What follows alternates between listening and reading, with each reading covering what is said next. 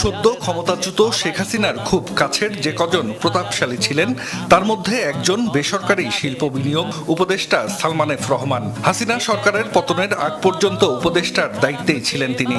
আমরা খুবই এমন একটা সময় মন্ত্রিসভার সদস্য না হলেও সরকারের নীতি নির্ধারণী সিদ্ধান্তে বেশ প্রভাব ছিল সালমান এফ রহমানের। দেশের ব্যবসা বাণিজ্য বিনিয়োগ সংক্রান্ত বিভিন্ন বিষয়ে রাখতেন গুরুত্বপূর্ণ ভূমিকা।